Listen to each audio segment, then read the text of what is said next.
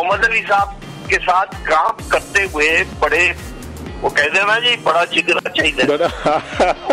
Hair style का, उसके expression, उसकी डिलीवरी, उसका सारा कुछ, ये सब अपने अपनी जगह नगीने हैं यार। देखता रहता था वहीद को कि ये वहीद इतना अच्छा काम कर रहा है, हर एक से मोहब्बत करनी चाहिए। क्या हो सकता है कि हर एक हीरोइन से मोहब्बत कर रहे हैं, दूसरी से नहीं कर रहे। मैं तो कोई हीरोइन ऐसी नहीं है जिससे मैं मोहब्बत करता हूँ। सही। अस्सलाम वालेकुम नाज़रीन, आप देख रहे हैं ZH एंटरटेनमेंट। मैं हूं ज़हीर अहमद। नाज़रीन, गुज़िश्ता वीडियो में आपने कवी खान साहब के इंटरव्यू का पार्ट 1 सुना था। आज उनका पार्ट 2 सुने और उसमें हमारे जो माया नाज फनकार हैं उनके हवाले से उन्होंने क्या क्या बातें की हैं, क्या क्या बताया है। कुछ नई चीज़ें भी हैं, कुछ उनकी अपनी फीलिंग है। आपने फर्स्ट में भी अंदाज़ा कर लिया होगा वो किस किस्म की शख्सियत है। हमने कोशिश ये की है कि उनको रूटीन से हट के उनको रैपिड फायर में ना उलझाया जाए, क्योंकि उन्होंने खुद भी कहा कि मैं इन चीज़ों में नहीं पढ़ता, आपने सुना भी होगा। तो इन चीज़ों में तो हमने उनसे दूसरे तरीके से क्वेश्चन करने की कोशिश की है, जिसका उन्होंने बड़े अच्छे तरीके से जवाब दिया है। और हॉलीवुड की फ़िल्म के हवाले से जो उनकी थी फॉरबिडन स्टेप्स, शायद उसका नाम अब तब्दील हो गया, उसके हवाले से भी उन्होंने बात की है। और उसका जो कुछ सीन था इमोशनल, उस पर भी बात की है। उनके बच्चों के हवाले से बात की है, मेहरान के हवाले से। आपने सुना होगा कि वो कहते हैं अब तो उनके जिन लोगों के साथ हम काम करते थे उनके बच्चे भी आ गए हैं सामने। तो उनके अपने बच्चे मेहरान कवि और अदनान कवि दोनों आए भी थे किसी ज़माने में, उनसे बात की है वो क्या कर रहे हैं आजकल। उम्मीद है आपको पार्ट 2 भी अच्छा लगेगा। आप वीडियो को देखें, इंटरव्यू को सुने और अपना फीडबैक देना ना भूलिएगा। परसों सर मैं वसीम अब्बास साहब से एक बात कर रहा था। जी। आपका फन के दो एक माशाल्लाह हर किस्म के किरदार की, कौन सा किरदार फिल्म और ड्रामा में जो नहीं किया हुआ हर जगह। जी।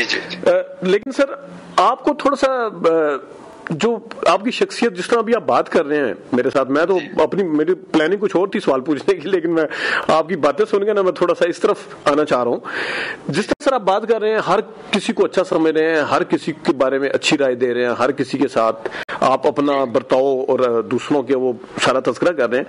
आपके अंदर जो मनफी जिस वक्त आपने किरदार किए हैं, तो आप उससे फौरन एक्सेप्ट कर लेते थे कि आपका मिजाज ही नहीं है सर उस तरह का? बिल्कुल नहीं, वो तो मैंने किए भी हैं। किए हैं, मैं ये नहीं कह रहा।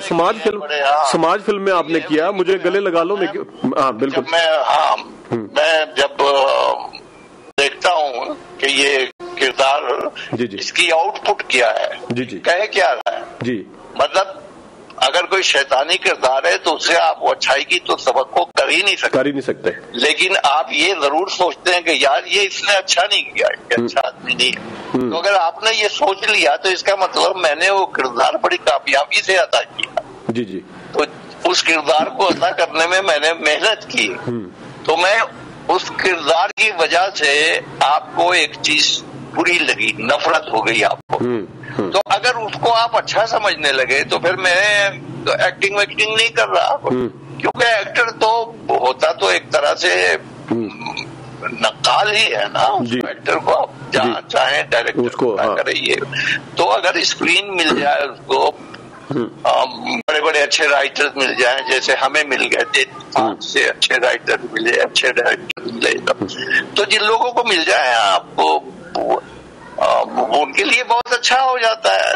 हमारे वहाँ क्योंकि शुरू से ही ये चीज नहीं थी, कोई स्कूलिंग, कोई टीचिंग, कुछ, तो उसका फिर हम अब भी यही सोचते हैं कि कुछ हो जाए, लेकिन हो जाएगा, होगा जरूर, होगा इंशाअल्लाह, होगा बिल्कुल।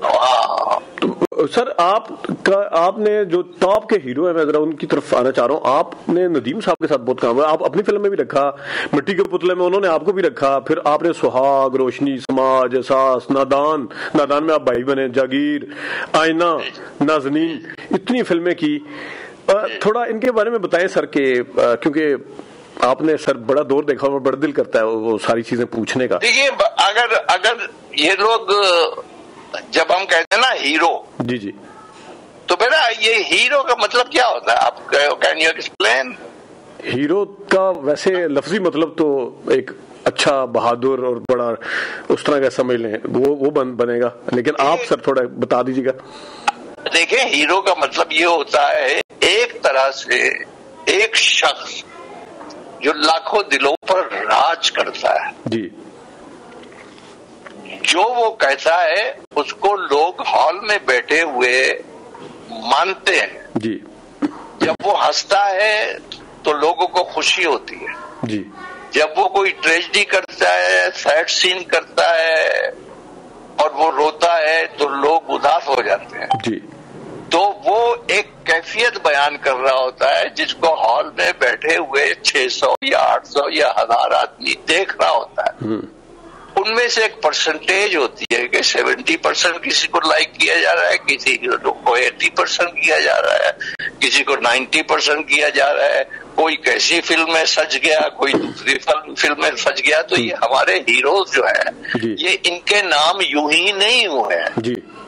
तो जो हीरो है जी जी। वो हीरो होता है। ये सब हमारे हीरोज हैं जी जी। मोहम्मद अली साहब, नदीम साहब, शाहिद हमारा, वहीद मुराद साहब, वहीद मुराद, गुलाम मोहिउद्दीन, आसिफ खान, हमारे पठान बड़े अच्छे। जी जी जी। आसिफ खान तो मेरे बहुत फेवरेट है सर, उनकी तो मैं आप उसको देखे, उसका बेटा माशाल्लाह अरबाज। अब तो आपने देखा होगा कि 40-50 साल पहले से लेकर अब तक इन सब लोगों की फैमिलीज ने भी काम शुरू कर दिया।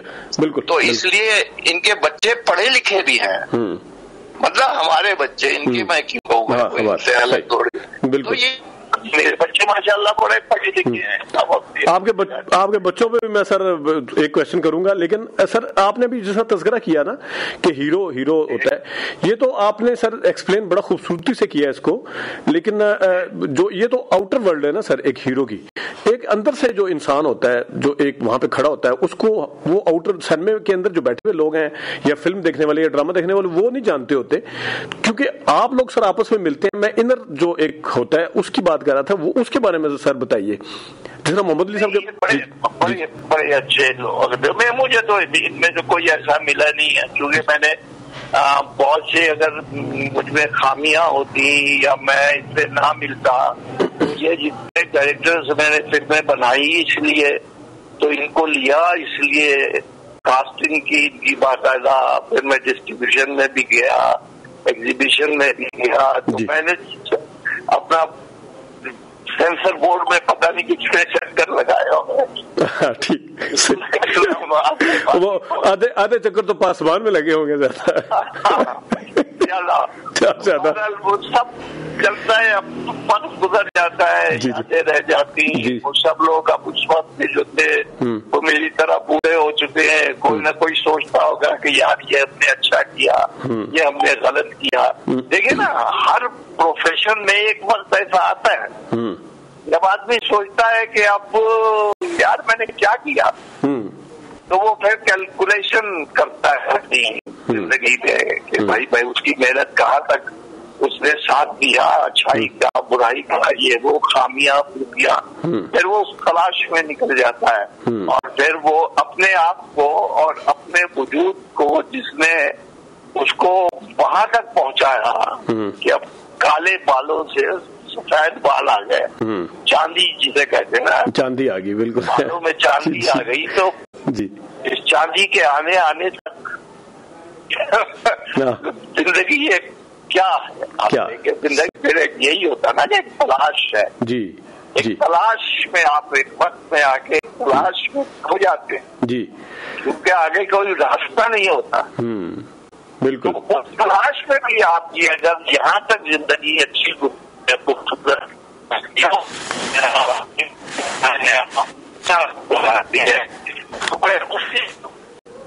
तो सब चीजें आपकी किसी न किसी हद तक तब्दील भी हो जाती है और आपके बहुत से पॉजिटिव एंगल लाइफ के हैं वो सामने आते जाते हैं जी। ठीक। तो फिर आप आगे आप खुद समझ रहे होंगे, पढ़े लिखे आदमी आपके, मैं कहना क्या चाहता हूँ। जी मैं समझ गया, बिल्कुल। हमारे जितने ये लोग हैं, हमारे नदीम हैं, हमारे, आप यकीन कीजिए जब भी मैं कभी, अब चूंकि हम बहुत गैप से मिलते हैं एक दूसरे से, तो जब भी मिलते हैं वो सारे ये कि जैसे एकदम आप किसी पिज़्ज़ा में जाए और बाहर आ जाए और फूल खिलने लगे पौधे और ये और वो हल्की हल्की बारिश भी हो रही हो, ये हो जाती है हमारी कैफियत। अच्छा, जब हम मिलते हैं। हाँ, तो मैं तो आई लव माई प्रोफेशन, बहुत अच्छी मोहब्बत। सर बिल्कुल, आप खुद ये जो दोस्त पुराने हैं या नए हैं, इन सब से मुझे बहुत मोहब्बत है, इश्क है। हाँ, नहीं सर, आप खुद क्योंकि अंदर से अच्छे भी है ना। सर, मोहम्मद अली साहब के साथ आपने इल्जाम, आस, आरजू, साइका, बाजी, बेमिसाल, मुआशरा, सलाखे में खैर आपका किरदार थोड़ा कम था, चोरी चोरी। मोहम्मद अली साहब के बारे में सर सुना है कि वो असली के रोया करते थे, ये ठीक है? जी हाँ, जी हाँ, फिल्म में असली रोया करते थे। और मोहम्मद अली साहब असल में अच्छे तो आप रेडियोस के एक्टर थे ना। जी जी जी जी। मुस्तफा कुरैशी भी आवाज पे कंट्रोल था उनको बहुत आवाज से। हाँ, तो मोहम्मद अली साहब के का जेर खबर और डिलीवरी और फिर उनकी पर्सनैलिटी एक थी।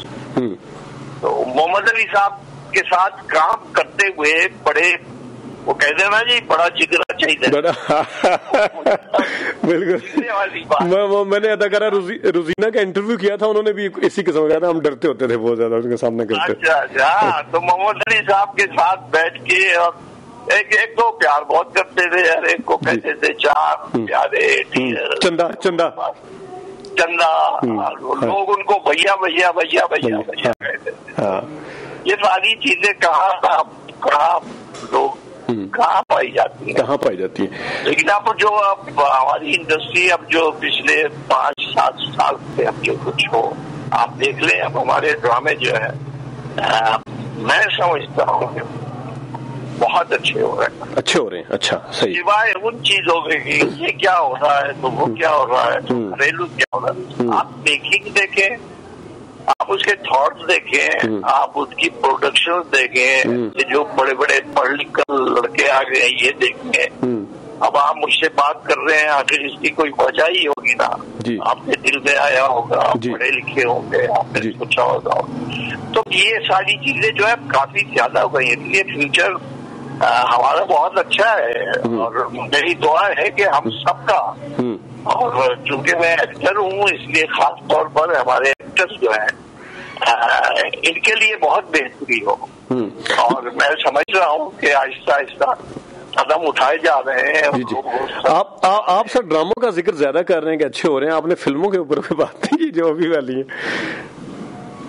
अभी वाली कौन सी, ये जो फिल्में अब लगी हैं? हाँ, अभी जो बनी है, अभी तो खैर इसकी वजह से, बीमारी की ये लॉकडाउन की वजह से रुकी हुई थी, लेकिन जो हमारी मेरी भी एक फिल्म आ रही, I will meet you there. अच्छा, वो न्यूयॉर्क में मैंने की थी, वो बड़ी मेहनत से बनाई गई। उसमें कौन कौन है सर और कास्ट में?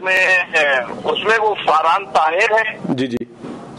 और निकिता है हॉलीवुड की, मैं हूँ, एक लंदन से एक्टर है, 3-4 हॉलीवुड के एक्टर हैं, एक क्रू सब वहाँ का है, और इरम बिलाल ने उसको डायरेक्ट किया है और लिखा भी है। तो एक तो जो आपकी सर हॉलीवुड की फॉरबिडन स्टेप्स थी, वो जी वही उसका नाम है, अब I will meet you there. अच्छा, उसका नाम रखा है। ठीक। लेकिन सर ये तो बड़े 2018 में या 2019 में शूट हुई थी, अभी तक आई क्यों नहीं सर? 18 में। हाँ, 18 में। हाँ, तो ये वहाँ फेस्टिवल पे पहुँच गई ना। अच्छा, सही। हाँ, फेस्टिवल पे पहुँच के टॉप 2 फिल्म में आ गई है। अच्छा, जबरदस्त। टॉप 2 में आ गई, तो जिस दिन ऑन एयर होना था उसने 2 दिन के बाद तो कोरोना आ गया। सही। फिर वो बेचारी फंस गई फिल्म, और फंसे अब उसको आहिस्ता आहिस्ता रिलीज कर रहे हैं। मतलब उन्होंने हॉलीवुड में दूसरी जगह और जहाँ स्पेस वो देख रहे हैं वहाँ सही वो रिलीज कर रहे हैं। और सुना है सर, जिस टाइम आप वहाँ से शूट करके वापस आ रहे थे, कोई इमोशनल सीन हुआ था बड़ा? जी हाँ, एक सीन उसका बहुत इमोशनल था जी, वो गुड बाई वाला ही सीन था। अच्छा। फरहान, आपको पता है फरहान जो है वो वहाँ का बहुत बड़ा एक्टर है। अच्छा। वहाँ का क्या, यहाँ का भी है। जी। वो फरहान ताहिर, वो अब आगे यहाँ कुछ प्रोडक्शन भी कर रहे हैं मेरे, उनको अपने शेड्यूल में बनाया हुआ। ठीक है। वो तो बहुत ही मसरूफ था, फिर उसकी वजह से मुझे और जरा, क्योंकि अकेला आदमी जाए तो उसको एकदम बहुत सी चेंजेस नजर आती है ना लाइफ में भी, और कहाँ जाए, दुकान का पता नहीं होता, बाहर का पता नहीं होता, सामने स्ट्रीट का पता नहीं होता, फिर उनके जो तरीका कार है उनका नहीं पता होता। वो आहिस्ता आहिस्ता सब पता चला, तो मेरा महीना बहुत अच्छा गुजर गया। अच्छा, और उसकी फिर जब उन्होंने एडिट वगैरह कर ली तो उन्होंने मुझे कहा कि वेरी वेल डन। तो उसमें फरहान और निकिता और मैं और परवीन बहाल और ये आबिद मर्चेंट है, इन्होंने उसको रिलीज किया हुआ। सर बिल्कुल आखिर में दो क्वेश्चन, आखिरी क्वेश्चन मैं आपके बच्चों का पूछूंगा, खासतौर पे अदनान और मेहरान का। लेकिन जो आपने बात की ना सर, आपने बड़ी ठोकरें भी खाई और फिर उठे, फिर ठोकरें खाई, फिर उठे और हिम्मत नहीं आ रही सर। मैं जरा सा सर हमारे पाकिस्तान के जो सुपरस्टार बड़े, जिनका बड़ा स्टारडम था, वहीद मुराद साहब का, उनके हवाले से बात करना चाहूंगा। वहीद मुराद साहब आपको लगता है कि सर थोड़ा हौसला हार गए थे और बड़ा मतलब है उनका, क्योंकि आपने सर उनकी चीजों की तरफ में जाते नहीं। अच्छा, इन चीजों की तरफ मैं नहीं जाता, इसमें कोई ना कोई पर्सनल बात निकल आती है क्योंकि अच्छा नहीं लगता। तो आपके साथ वैसे मुलाकातें होती थी उनकी? मेरी तो उनसे इतनी दोस्ती थी कि वो हर दूसरे तीसरे दिन मेरे घर आ जाते थे। अच्छा, मैं उनके पास चला जाता था। तो उनमें मैंने ये चीज तो कभी देखी नहीं। और ये चीज जिसका आप जिक्र कर रहे हैं ये हर शख्स पे आता है। जी जी। तो जिसका ताल्लुक फिल्म से ना भी हो, जी जी बिल्कुल बिल्कुल आते रहते हैं, लेकिन भाई रात को क्या अभी लोग भूल गए? नहीं, मैं इसी वजह से तो पूछ रहा हूँ सर, मैं इसी वजह से। जी जी। नहीं, ये सारी चीजें बिल्कुल गलत है। मतलब क्या अच्छा खूबसूरत आदमी था, उसमें तो आपने देखा हेयर स्टाइल वहीद की माशाल्लाह, फेस जो उसकी उसके एक्सप्रेशन, उसकी डिलीवरी, उसका सारा कुछ, ये सब अपने अपनी जगह नगीने हैं यार। के बारे में मैं क्या कहूँ, ये स्टार है स्टार। सर आपने बड़ा इनके साथ नागमुनी, खलिश, हिल स्टेशन, परख, तो राजा की आएगी बारात, नन्ना फरिश्ता, रास्ते का पत्थर, तुम ही महबूब मेरे जी जी। बल्कि मैं एक फिल्म बना रहा था आंखों के तारे। जी जी। और वो जिस तरह काम कर रहा था उस फिल्म में, वो भी मैं डायरेक्ट कर रहा था, तो मैं हैरान था कि टाइमिंग और क्या। अच्छा। मैं देखता रहता था वहीद को कि ये वहीद इतना अच्छा काम कर रहा है। अब देखिए ना, आप हमारे जैसे आजकल की जो हमारी लड़कियां हैं या हमारे लड़के हीरोज हैं, आप जरा इनको बैठ के गौर से देखें कि क्या कमाल के ये लड़के हैं, क्या कमाल की माशाल्लाह परफॉर्मेंस इनकी देखिए। मैं तो बड़ा देखता हूँ और बड़ा एंजॉय करता हूँ। अच्छा, सही। और बहुत तारीफ करता हूँ मैं। सर ये फिल्म आई नहीं फिर कभी, आंखों के तारे? नहीं, वो आएगी कैसे? वो तो जब 5-6 रीलें बनी थी तो भाई साहब की डेथ होगी। अच्छा। तो उसमें कौन था, और कौन था, हीरोइन वगैरह कौन थी उसमें? उसमें दीवा हीरोइन थी उसकी, और 2 बच्चे थे उसमें। एक तो बच्ची थी जो मेरे ख्याल एक इंडिया चली गई कोई लड़की, वो थी। एक और बच्चा ना, वो सब बड़े बड़े होते होंगे। बात मैं कब की कर रहा हूँ, यही 82-83 की होगी बात। ऐसे ही होगा। तो इसके कोई एक पीरियड था ना, 78, 90, 78, 79, यही था। ये 5-7 साल का जिसमें फिल्में मैंने शुरू की थी और डायरेक्टर थे सारा। तो ये आंखों के तारे के सर गाने शाने आपने रिकॉर्ड करवा लिए थे? क्योंकि अमूमी तौर पे पहले आ जाते हैं ना गाने। हाँ, नहीं वो गाने उसके आ नहीं पाए, गाने नहीं आ पाए। अच्छा, तो वो जितने सीन भी हुए थे वो सारे ड्रामाई सीन थे? वो लेबोरेटरी की नजर हो गए। अच्छा। ऐसा होता है, मैंने आपसे कहा था ना कि वो चलता है। बिजनेसमैन होता है वो। है ना, एक फिल्म थी जिसमें मुनव्वर शरीफ और बैठे, शायद आप आती था डायरेक्ट कर रही या इन्हीं की थी। वो जो मैं कहता हूँ उनसे कि business and cup of T, वो थी नमक हराम थी शायद। नमक हराम थी, हाँ बिल्कुल। बिजनेस को बिजनेस नहीं समझ सका। जी ठीक। ऐसा हो गया, जो हो गया। ने कहा गुजर गया जो जमाना। जी बुरा ही दो। जी। अच्छा सर, बिल्कुल आखिर में आप सर, मुझे याद है कि मेहरान की बड़ी तारीफ करते थे, अदनान भी आए, लेकिन मेहरान की आप बड़ी तारीफ करते थे। एक में वो पागल भी बने थे, प्यास था, ख्वाहिश था, कौन सा था? जी जी जी, वो ख्वाहिश। फिर मेहरान अपने कंप्यूटर पे उसने मास्टर कर लिया था, फिर वो बाहर निकल गया, फिर उसको जॉब मिल गई, उसके साथ मेरा अदनान भी निकल गया। वो माशाल्लाह बात ठीक है, सब फर्स्ट क्लास। नहीं, लेकिन आपके, जिसमें आप अभी बता रहे थे ना कि इन सब के बच्चे आ गए, आपके बच्चे लेकिन नहीं है सर। हाँ, तो ऐसा तो होता है ना, कहीं ना आपके इर्द गिर्द भी, जिससे आप पूछेंगे, कहीं ना कहीं कोई ना कोई कुर्बानी दे रहा होता है। सही। और बिल्कुल आखिर जी जी जी जी यही है जिंदगी जो है। जी जी, वो एक तरह से एक दूसरे पर आप देखें ना, नबातात, हैवानात, ये वो सब एक दूसरे के लिए कुर्बानी पे अगर आप, ये तो पूरा एक सब्जेक्ट हो जाएगा। आम लाइफ में भी आदमी एक दूसरे के लिए कुर्बानी दे रहा होता है, कहीं ना कहीं कोई ना कोई जुदा हो रहा होता है, कोई मिल रहा होता है, किसी आंख पे आंसू होता है, कोई आंसू गिर जाता है, कोई आंसू पी जाता है। ऐसा ही है। तो मैं सर आपका एक इंटरव्यू देख रहा था, गालिबन फैसल कुरैशी का था या एहसन खान का था, तो उनमें से किसी ने पूछा आपसे कि आपका कभी कोई स्कैंडल नहीं बना था, तो आपने आगे से जब जवाब दिया ना, जो वो मैं अकेला बैठा हुआ क्या कमार गया समझ, तो आपने कहा कौन सी ऐसी हीरोइन है जिससे मोहब्बत नहीं हुई? वो देखिए, आप प्रोग्राम जब आप कर रहे होते हैं तो उसमें आप कितनी कोशिश कर रहे हैं इस वक्त कि मैं फंसूं कहीं। नहीं, बिल्कुल नहीं, कतन नहीं। कोई इंटरेस्ट आपके प्रोग्राम में क्रिएट हो, लेकिन मैं जैसा हूँ वैसे ही आपसे बात कर रहा हूँ। जी बिल्कुल सही। वो आम उसमें गुफ्तगू में निकल गया होगा। नहीं, उसका कतन ये मतलब नहीं है। मैं जिस तरह आपका है ना, आपने जिस तरह सर अभी मेरे साथ बात की है, हर बंदा आपको अच्छा लगता है, तो मैं तो उसको उसमें ले रहा हूँ। आपने तो जितने मैं भी उसको उसी में ले रहा हूँ। हाँ, ठीक है, बिल्कुल ठीक, उसी में ले रहा हूँ, क्योंकि हर एक से मोहब्बत करनी चाहिए। बिल्कुल हो सकता है कि हर एक हीरोइन से मोहब्बत कर रहे हैं, दूसरी से नहीं कर रही।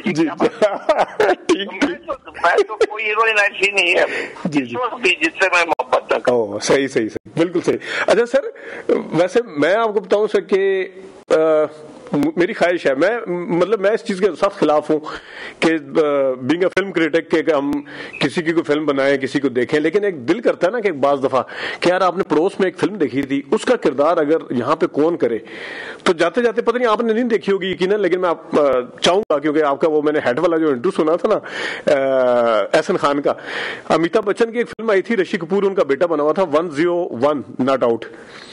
तो यहाँ पे मेरी ख्वाहिश है कि वो फिल्म अगर उस तरह, मैं नहीं कहता कि उसको चरबा किया जाए, लेकिन उस तरह की अगर फिल्म बने तो उसमें यकीन करें कवि खान साहब को रखा जाए। क्या बात है, कसम से। नहीं, मैंने तो देखी नहीं वो फिल्म। जी वो कभी कोई मौका मिलेगा और मैं इस पोजीशन में होऊंगा तो जरूर देखिएगा। वो जरूर इसलिए देखिएगा कि आपने सर जो बात की है ना, वो फिल्म के अंदर पूरी में वो 101 जिसकी एज है 101 101 साल, और वो अपने 63 या 64 इयर्स के बच्चे को बता रहा है। वो है ऋषि कपूर, वो उसको बता रहा है कि कैसे जीना है, जिंदगी कैसे गुजारनी है, वो सारा कुछ बताता है। सही, और पूरा मैं कहता हूँ कि क्या बात थी सर। आपसे मैंने ड्रामों की बड़ी बात करनी थी, वो अगर आपने कभी शफकत की इसी तरह, तो मैं आपसे ड्रामों के ऊपर भी बात करूंगा। आज आपका बड़ा टाइम लिया मैंने सर, बहुत शुक्रिया सर आपका। थैंक यू, बहुत शुक्रिया सर, अल्लाह हाफिज। नाजरीन, ये थे कवि खान साहब। दोबारा मुझे बड़ा अच्छा लगा, मेरे लिए बड़े एजाज़ की बात है, मैंने उनका इंटरव्यू किया। आज के लिए इतनी इजाज़त दीजिए, अल्लाह हाफ़िज़।